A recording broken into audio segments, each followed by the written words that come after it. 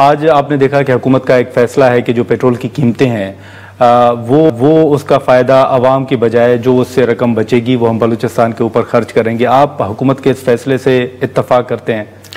دیکھیں جی گرمانی صاحب، دیر آئے درست آئے. آپ جیسے کہ آپ پارلیمنٹ کو کوریج دیتے ہیں، کوریج کرتے ہیں، تو آپ کو پتا ہے کہ گزشتہ 4 سال سے جس دن میں سینیٹر بنا تو میرا یہی مطالعہ، اور خونی شارہ میں نے اس شارہ کا نام رکھا. تو آپ کو حیرت تو ہوگی کہ یہ جو شارہ ہے جو کراچی سے شروع ہوتی ہے کوئٹہ تک، یہ گزشتہ اگر ہم 5-6 سال کا ڈیٹا لیں تو یہ کوئی 6-7 ہزار لوگوں کی جانیں نگل چکی ہے.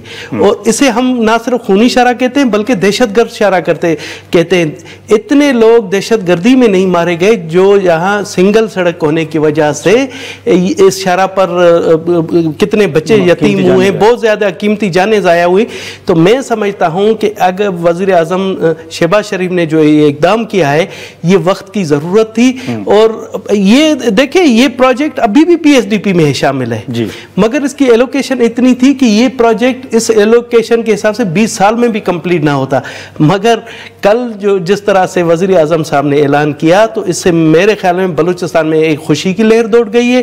اور اس سے نہ صرف بلوچستان کی معیشت کا بہت ہوگا، پاکستان کی معیشت کے لیے ہمیں دانی صاحب اس کے ساتھ ساتھ دہشت گردی کا بھی تو ایک اہم معاملہ ہے بلوچستان کے حوالے سے. دیکھیں جی دہشت گرد جو ایک چیز ٹول استعمال کرتے ہیں وہ یہی استعمال کرتے ہیں کہ جی بلوچستان کو احساس محرومی ہے. جس انداز سے وزیر اعظم نے یہ سڑک اور ساتھ میں کچھی کینال کا اعلان کیا، میں سمجھتا ہوں اگر یہ دونوں منصوبے جس انداز سے وزیر اعظم نے وعدہ کیا ہے کہ 2 سال میں کمپلیٹ ہوں گے، اگر یہ منصوبے 2 سال میں اور اعلیٰ کوالٹی کی جو انہوں نے ایشورنس دی ہے کمپلیٹ ہو گئے تو میرے خیال میں بلوچستان کے لوگوں کو بہت بڑا ریلیف ملے گا. بلوچستان کے لوگوں کو ریلیف ملا تو آپ سمجھے کہ آدھے پاکستان کے جو پاکستان کا جس طرح سے چیف آف آرمی اسٹاف نے کہا کہ بلوچستان ہمارے ماتھے کا جھومر ہے. یہ چیزیں اگر ہم احساس محرومی کا جو وہاں کے عوام میں جو ہمارے دشمن ممالک پھیلا رہے اس کو ہم ظاہر کر دیں تو یہ بہت بڑی ہماری جیت ہوگی. نہیں لیکن یہ جو کینالز کا آپ نے ذکر کیا اس پر تو پیپلز پارٹی سندھ کے جو ہیں وہ بڑے تحفظات ہیں. بلوچستان میں پیپلز پارٹی کی حکومت ہے. یہ کینالز کے معاملے پر آپ کیا دیکھ رہے ہیں؟ آپ کو لگتا ہے کہ پیپلز پارٹی کو پیچھے ہٹنا پڑے گا یا وفاق کوئی لچک دکھائے گا؟ اب دیکھیں جی اس سلسلے میں سینٹ میں بھی قرارداد لائی شیری رحمان صاحبہ نے. تو میرا سب سے اہم مقصد ہے ہمارے صوبوں کے درمیان ایک جو آپس میں انڈرسٹینڈنگ نہیں ہے. اگر ٹیلی میٹر سسٹم نافذ کیا جائے اور پنجاب اپنے حصے کا پانی لے، سندھ اپنے حصے کا، اسی طرح سے سندھ سے ہمیں بلوچستان کو گلا ہے پانی کے حوالے سے کہ ہمارا جو 5% جو بلوچستان کا پانی ہے اس میں سے وہ سندھ کے راستے سے آتا ہے کیونکہ ہمارے پاس سندھ کے سکھر بیراج سے آتا ہے.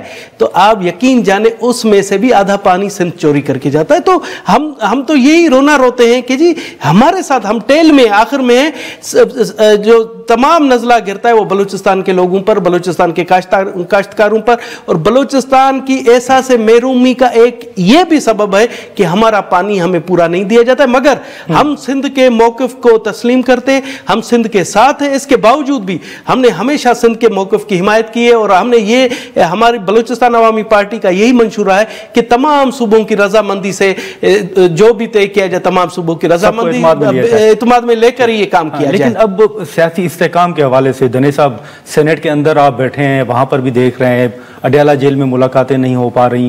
سیاسی استحکام ملک میں آپ کتنا سمجھتے ہیں کہ ضروری ہے اور کیا ہونا چاہیے؟ پی ٹی آئی کو دوبارہ انگیج کرنا چاہیے؟ اس میں کوئی دو رائے نہیں ہے کہ جب تک سیاسی استحکام نہیں ہو تو معیشت مستحکم نہیں ہوتی، لوگوں کو ریلیف نہیں ملتا ہے. اس میں کوئی دو رائے نہیں. مگر اب آپ دیکھیں کہ اگر آج سے 1 سال پیچھے 1.5 سال پیچھے جائیں تو پی ٹی آئی کے پاس بہت سے کارڈ تھے جو انہوں نے ضائع کر دیے. اب میرے خیال میں معیشت بھی اپنے ڈگر پر چل رہی ہے، جس طرح سے کراچی اسٹاک ایکسچینج اور جس طرح سے فارن ریمیٹنس آئی ہے ہمارے یہاں. تو یہ ریکارڈ ہے. اس کا مقصد یہ ہے کہ فارن میں جو ہمارے اوورسیز پاکستانی بیٹھے وہ اس حکومت پر اعتماد کر رہے ہیں اور زر مبادلہ کے اپنے بینکنگ کے تھرو جو چینل ہے لیگل چینل اس کے تھرو بھیج رہے ہیں. تو اس سے میں سمجھتا ہوں کہ ایک واضح پیغام ہمارے دوستوں کو جا رہا ہے کہ جی وہ اپنے پتے کھو چکے ہیں. अब कोई पता नहीं है पीटीआई के पास। देखिए जी, अब पीटीआई के पास बार्गेनिंग के लिए नहीं है। अगर हाँ, मैं जिस तरह से आपने कहा कि सियासी मुफाहमत के हवाले से जो अपर पार्टी या जो इक़्तिदार में पार्टी है उसको सोचना चाहिए पाकिस्तान के हवाले से, और गिव एंड टेक के हवाले से हुकूमत के पास बहुत ज्यादा पते होते हैं। लेकिन दने साहब, ये स्वाति साहब एक तरफ कह रहे हैं कि हम एस्टेब्लिशमेंट के साथ बात करेंगे, सलमान अकरम राजा साहब भी कह रहे हैं, ये पार्टी के अंदर आपको क्या नजर आ रहा है? कोई राब्ता शाब्ता भी आपके मुताबिक हुआ है? कोई मालूमात है?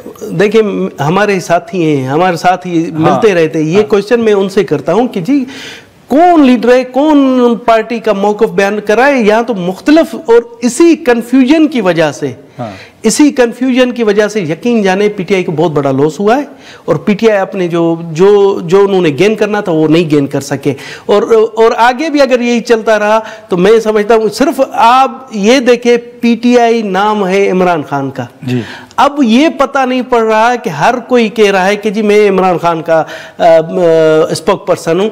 अब इतने पर्सन और उनकी बातें अलग अलग, ये मतलब एक बहुत बड़े सोच कंफ्यूजन में, अगर एक सियासी तालिब इल्म की हैसियत से मुझसे भी हजम हो नहीं पा रही कि किस तरह से, कैसे ये इस तरह से, और इसका यकीनन नुकसान उनकी पार्टी को है। और मैं समझता हूं कि हुकूमत को चाहिए कि इस मौके से फायदा उठाए और कोई ना कोई इस तरह से लाए जो पाकिस्तान के मुफाद में हो।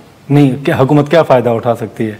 हुकूमत फायदा उठा सकती है, क्योंकि अब जिस अंदाज से, जिस तरह से आपने कहा सवाती साहब हुए या दीगर हुए, उनके बयानात से लग रहा है कि वो अब अनकंडीशनली मुफाहमत की तरफ से आ रहे हैं। अच्छा। पहले तो कंडीशनल थी ना, अब अनकंडीशनली। जब कोई शख्स अनकंडीशनली आता है तो इसका हमारे यहाँ बलूचिस्तान में भी होता है, कबायली जरके होते हैं, कोई अगर आ जाए अनकंडीशनली जी मैं के, तो वो मसले हल हो जाते हैं। तो ये मौका है हुकूमत को भी अगर है कि पाकिस्तान के भलाई के लिए मुफाहमत का रास्ता अपनाना चाहिए और इस मौके से भरपूर फायदा उठाना चाहिए। ठीक है, लेकिन एक आखिरी सवाल होगा दने साहब के, आपको याद होगा पीटीआई के अरकान पार्लियामेंट के अंदर से जब गिरफ्तार हुए थे, तो अब उस हवाले से स्पीकर साहब का एक बयान है और वो कहते हैं कि मैंने तहकीकात करवाई है और उस तहकीकात में कोई सबूत नहीं मिल सके कि उन लोगों को उठाने वाले कौन थे।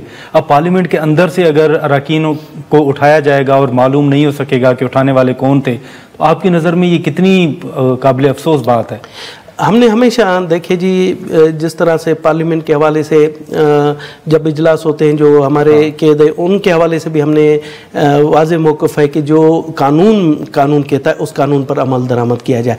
या जिस तरह से चेयरमैन सेनेट ने रूलिंग दी थी तो हम उनके साथ थे।